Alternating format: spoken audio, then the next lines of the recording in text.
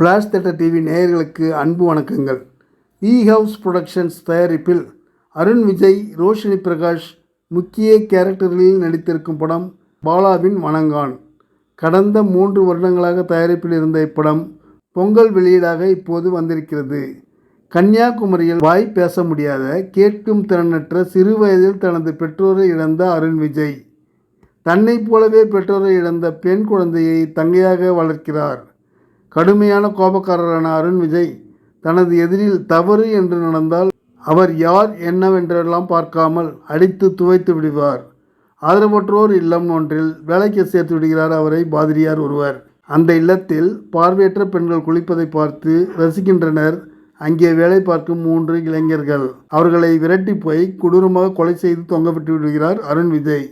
எதற்காக அந்த 3 பேரையும் கொலை செய்தார் என்பதை கூற மறுத்து விடுகிறார். 3 இருவரை கொலை செய்த அருண் விஜய் ஜாமீனில் வெளிவந்து இன்னொருவரை கொலை செய்ய திட்டம் தீட்டுகிறார்.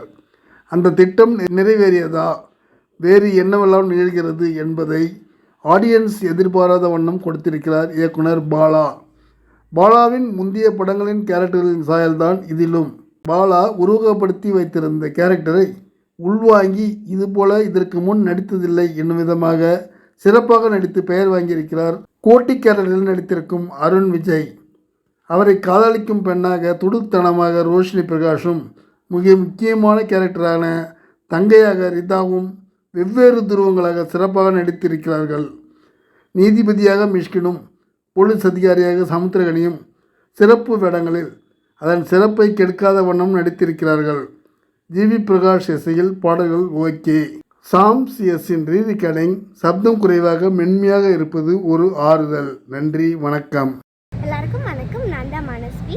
ஃப்ளாஷ் தியேட்டர் டிவிக்கு லைக் பண்ணுங்கள், ஷேர் பண்ணுங்கள், சப்ஸ்கிரைப் பண்ணுங்கள், கமெண்ட் பண்ணுங்கள். மறக்காமல் அந்த பெல் ஐக்கானையும் கிளிக் பண்ணிடுங்க. அப்போ தான் உங்களுக்கு நோட்டிஃபிகேஷன்ஸ்லாம் வரும். Thank you all. Bye bye.